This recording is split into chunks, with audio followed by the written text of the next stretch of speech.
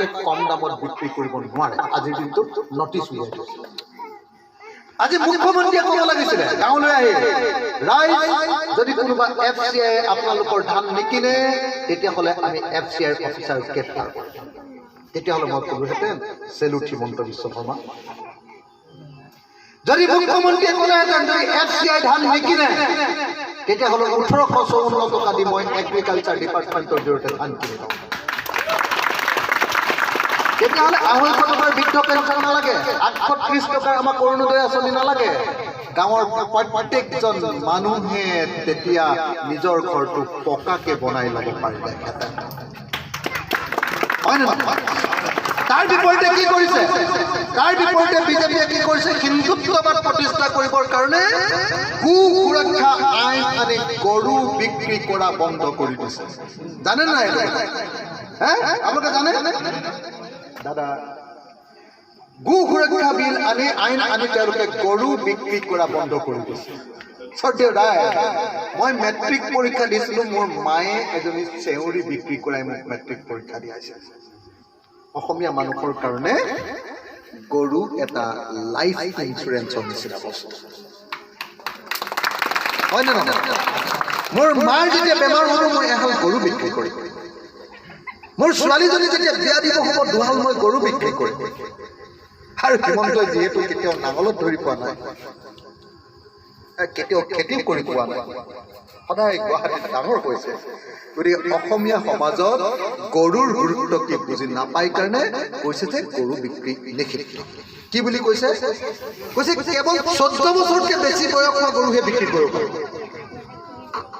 এটা কথা কওকচোন গৰুৰ বাৰ্থ চাৰ্টিফিকেট আছে নেকি 14 বছৰ গৰু কেনেকৈ গম পাম 2 নম্বৰ 14 বছৰৰ পাছত কোনোবাই গৰু কিনিব নেকি মইতো খেতিয়ক ল'ৰা মই নিজে হাল পাওঁ মইতো জানো যে দাঁত উঠাৰ আগতে আমি কি কৰিব লাগে একদতীয়া হ'লে কি কৰোঁ কেইদতীয়ালৈকে গৰু কিনো আমিতো সকলোৱে জানো 14 বছৰ 18 বছৰৰ ভিতৰত গৰু মৰে 14 বছৰৰ পিছত গৰু কোনে নিকিনিব সেইটো কাণত লৈ ফুৰিবহে পাৰিব এইটো কি কৰিব হয় নহয় 2 নম্বৰ কৈছে যে সেইটো গৰু বিক্ৰী কৰিব পাৰিব যিটো গৰু গাড়ীৰে খুন্দা মাৰি ঘৰত পেলাই থৈছে নহ'লে বেমাৰ হৈ ঘৰত পৰি আছে সেইটো কোনে কিনিব কি কাৰণে কৰিছে জানেনে কৈছে যে মুছলমানক গৰু মাংস খাবলৈ নিদিয়ে মুছলমানক শিক্ষা দিবৰ কাৰণে গৰু বন্ধ কৰিবলৈ গৈ গোটেই অসমীয়া জাতিটোৱে ক্ষতি কৰি পেলালে কথাটো বুজিছেনে সেই একেটাই কাম হিন্দু বাংলাদেশীক আনিবলৈ হিন্দুত্বৰ নামত অসমীয়া জাতিৰ ওপৰত আকৌ 1,90,00,000 বিদেশী জাতি দিব খুজিছে মই তেখেতসকলৰ বিষয়ে ক'লোঁ এতিয়া আমাৰ বিষয়ে কৈ আছিলোঁ সৰ্দেউদাই আমি এটা কথা খাটাংকে কওঁ যদি আপোনালোকে আমাৰ সঞ্জীৱ গগৈক ভোট দি MLA জিকায় আমাৰ চিম্বলটো হ'ল গেছ চিলিণ্ডাৰ যদি জিকায় মই অন্ততঃ এটা কথা বুকুত হাত থৈ কৈ গৈছোঁ অহা 2 বছৰৰ ভিতৰত মৰিয়নি সমষ্টিৰ যিবিলাক মানুহৰ মাটি আছে কিন্তু পট্টা নাই সকলোকে মাটিৰ পট্টা দিয়াৰ ব্যৱস্থা কৰা হ'ব সেইটো আমি কৰিব মই গোটেই জীৱন অসমৰ খিলঞ্জীয়া মানুহৰ ভূমি অধিকাৰৰ কাৰণে যুঁজিছোঁ আৰু এটা প্ৰতিশ্ৰুতি আপোনালোকক দি যাওঁ মই যিখন গাঁৱত বসবাস কৰোঁ সেইখনৰ নাম দুখুৰাখন গাঁও চেলেং আমাৰ মায়ে কি কৰে আমি সদায় পুখুৰীৰ পৰা পানী খাওঁ আগফালে দদাইদেউ ঘৰৰ এটা পুখুৰী আছে সেই পুখুৰীটোৰ পৰা আমি পানী খাওঁ খৰালি যেতিয়া হয় পানী গৈ অকণমান এটা ডোঙাৰ নিচিনাকৈ তলত পানী থাকে ৰঙা সেই পানীটোকে আমি খাওঁ এই দৃশ্য মোৰ সদায় মনত আছে আৰু মই আপোনালোকক এটা কথা কওঁ যদি আমাৰ MLA জিকে আপোনালোকক অহা 2 বছৰৰ ভিতৰত প্ৰত্যেকটো পৰিয়ালৰ ঘৰত টেপৰ পানী দিয়াৰ ব্যৱস্থা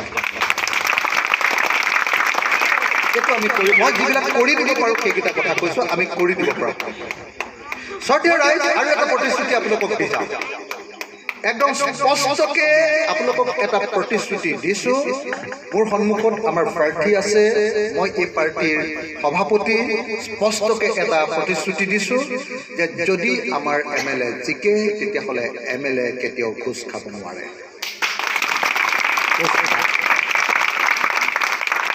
যদি আমাৰ MLA জিকে তেতিয়াহ'লে পঞ্চায়তৰ IAY ঘৰ এটা পাবৰ কাৰণে আপোনালোকে 10,000 টকাৰ ঘোষ দিব নালাগে যদি আমাৰ MLA জিকে তেতিয়াহ'লে এটা লেট্ৰিন ঘৰ পাবৰ কাৰণে আপোনালোকে 300 টকাৰ পৰা 500 টকাৰ ঘোষ দিব নালাগে। যদি আমাৰ MLA জিকে তেতিয়াহ'লে আপোনাৰ দেউতাৰ নামত থকা মাটিখিনি পুতেকৰ নামত যে আনিব লাগে। মোৰ দেউতা ঢুকাই গ'ল, ডাইৰেক্টলি অট'মেটিকেলি মোৰ নামত আহি যাব লাগিছিলে পট্টাখন, কিন্তু নাহে। 50,000 টকা ঘোষ দিলেহে পট্টাখন আনে, হয়নে? মই আপোনালোকক গেৰাণ্টি দিছোঁ, যদি আমাৰ MLA জিকে তেতিয়াহ'লে মাটিৰ হাকিমৰ অফিচত, মণ্ডলৰ অফিচত 1 টকাও ঘোষ নিদিয়াকৈ আপোনালোকে মাটিৰ পট্টা পাব। আৰু MLA আমাৰ যে ৰূপজ্যোতি কুৰ্মী যে বিজেপি যে গৈছে, কেলে গৈছে বাৰু? কেলে গৈছে?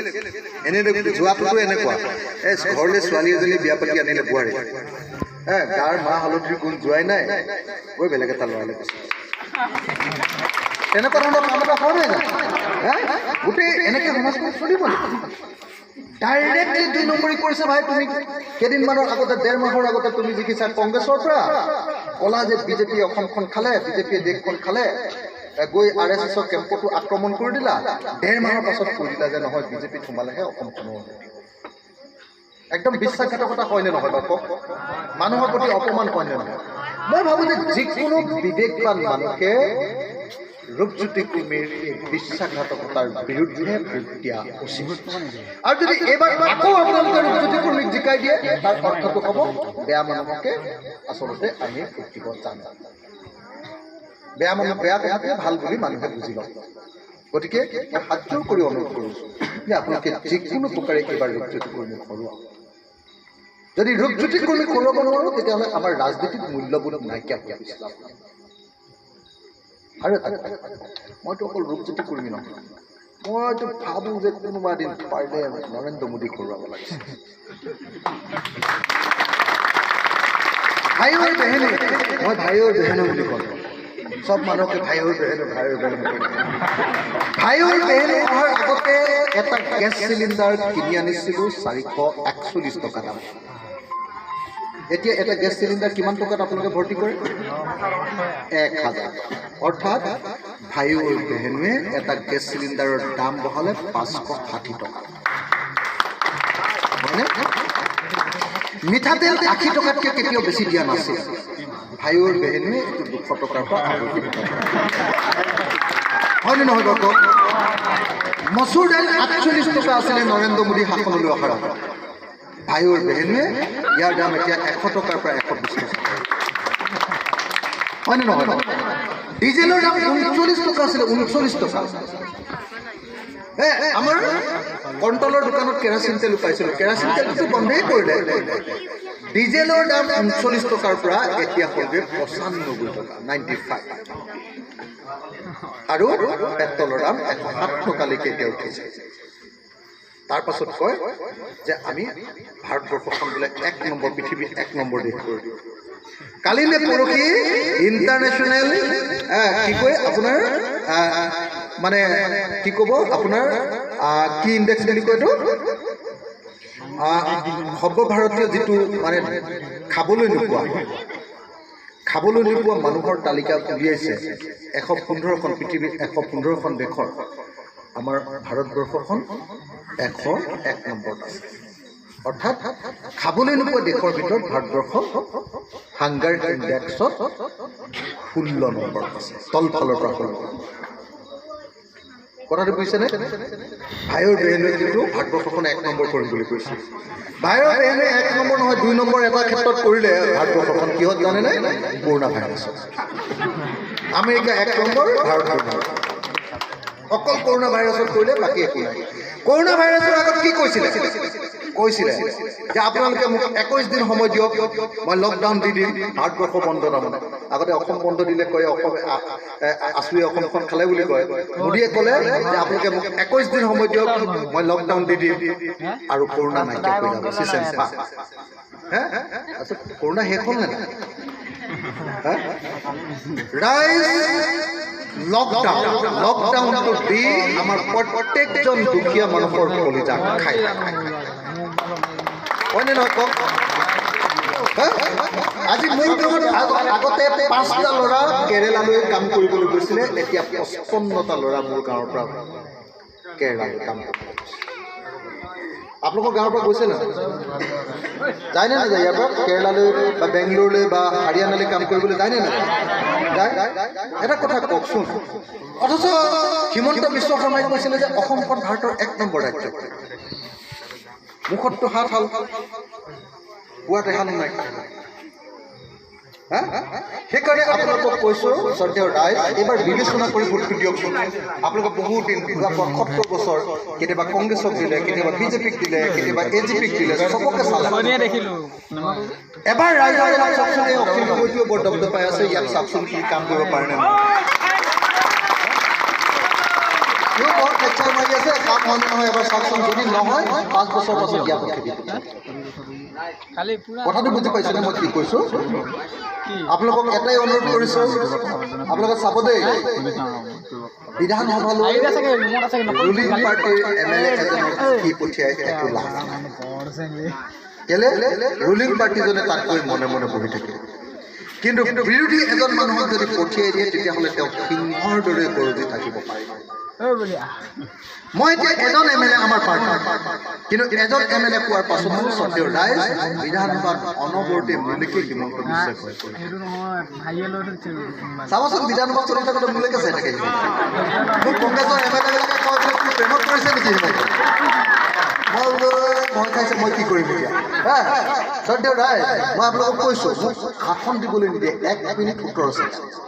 কিন্তু যদি আপুনি সঞ্জীৱ গগৈ জিকাই দিয়ে আৰু থাউৰাত আমাৰ ধৈৰ্য্যপৰ জিকিবই, 3জন যদি আমাৰ MLA হৈ যায় নহয়, বিধানসভাত মই 10 মিনিট ভাষণ দিবলৈ পাম আৰু হিমন্তক মই এনেকৈ জিকাই দিম, এনেকৈ।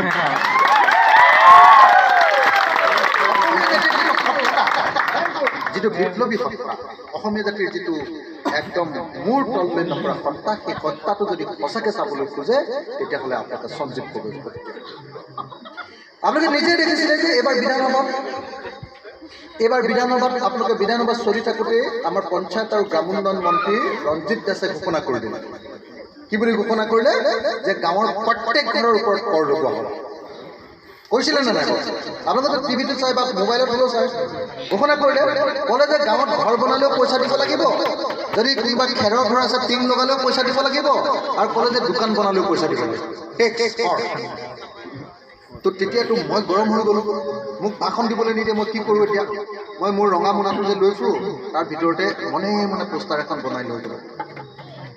বিধানসভা 9টা বজাত আৰম্ভ হয়, আপোনালোকে চাইছে চাগে। বিধানসভা 9টা বজাত আৰম্ভ হোৱাৰ লগে লগে মই সেইখন সদায় ৰাতিপুৱা উলিয়াই মই সদায় চিঞৰি অধ্যক্ষ মহোদয়, অধ্যক্ষ মহোদয়, মোৰ ফালে চাওক। অধ্যক্ষ একদম মানে বড়ো মানুহ বিৰাট খঙাল। অধ্যক্ষই ক'বলৈ, এই অখিল গগৈ, আপুনি বাহিৰত বহুত আন্দোলন কৰিলে, ইয়াতো আন্দোলন কৰিবলৈ আহিছে নেকি? আপোনাক এক্সপেল কৰি দিওঁ। মইতো হুলস্থুল হোৱাটোৱে বিচাৰোঁ, মই কি কাৰণে সেইটো ইছ্যুটো উলিয়াব কৈছোঁ। তো যেতিয়া অধ্যক্ষই তেতিয়া তেনেকৈ কয়, তেতিয়া মই কি ক'লোঁ জানে? মই ক'লোঁ, অধ্যক্ষ মহোদয়, মোক এক্সপেল কৰি দিয়ক, কিন্তু অসমৰ গাঁৱৰ মানুহৰ ওপৰত কৰ বঢ়াবলৈ আমি কেতিয়াও পোৱা নাই। মই এনেকৈ 3 দিন আন্দোলন কৰাৰ পাছত 4 দিনৰ দিনা অসমৰ মুখ্যমন্ত্ৰী হিমন্ত বিশ্ব শৰ্মাই সংবাদমেল পাতি ক'লে যে এতিয়া বিজেপি চৰকাৰে সদ্যহতে গাঁৱৰ ঘৰৰ ওপৰত কৰ বা টেক্স নলগায়। কামটো ভাল হ'লনে বেয়া? কিমান লাখ লাখ কোটি টকা আমি বাচি গ'লোঁ দেখিছেনে? এনেই মৰিছোঁ ঋষিৰ সাপত, তাতেই দিব কৰিছে ধানৰ টকা, হয়নে নহয়? কৰোণাত এনেই অৱস্থা বেয়া, তাতে আকৌ ঘৰৰ ওপৰত টেক্স লগাই। এটা কাম বেলেগ নাই, বুজিছে নে? গতিকে শ্ৰদ্ধেয় ৰাইজ, আপোনালোকে যদি ইলেকশ্যনত আমাক জিকাই পঠিয়ায়, আমি বিধানসভাত সিংহৰ দৰে কৰিব।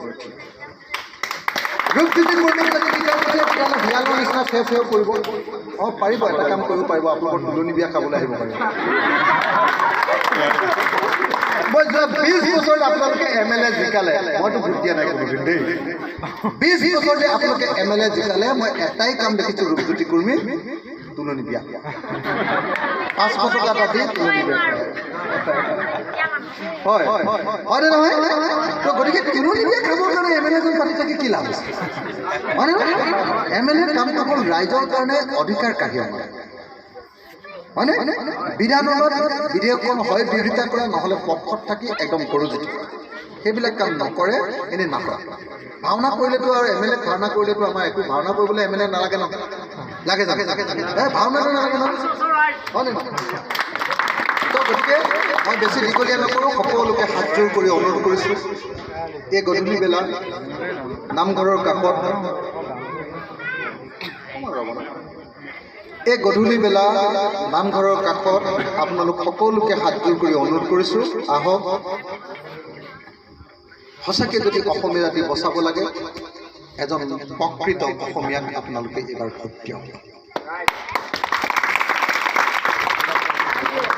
মৰিয়নি সমষ্টিৰ প্ৰত্যেকজন ভোটাৰে সঞ্জীৱ গগৈ গেছ চিলিণ্ডাৰ চিনত ভোট দিবৰ কাৰণে আগবাঢ়ি আহক চাওক মোৰ MLA হোৱাৰ কোনো ইচ্ছা নাছিল পৰিস্থিতিৰ বাধ্যত পৰি ইলেকশ্যন খেলিলোঁ আৰু মোক নেদেখাকৈ ৰাইজে ভোট দিলে এইটো মোৰ নিজৰ বিধানসভা সেইকাৰণে আপোনালোকক হাতযোৰ কৰি ক'ব খুজিছোঁ বহুত দিন হ'ল 20 বছৰ এজন অদৰকাৰী মানুহক MLA জিকালে তেওঁ আকৌ ৰাইজক বিশ্বাসঘাতকতা কৰে গতিকে আহক বিশ্বাসঘাতক আৰু অদৰকাৰী অদক্ষ সেই মানুহজনক আঁতৰাই সঞ্জীৱ গগৈ ভোট দিওঁ আহক এই কথা কৈয়ে মই মোৰ ভাষণ সামৰণি মাৰিছোঁ ধন্যবাদ জয় আই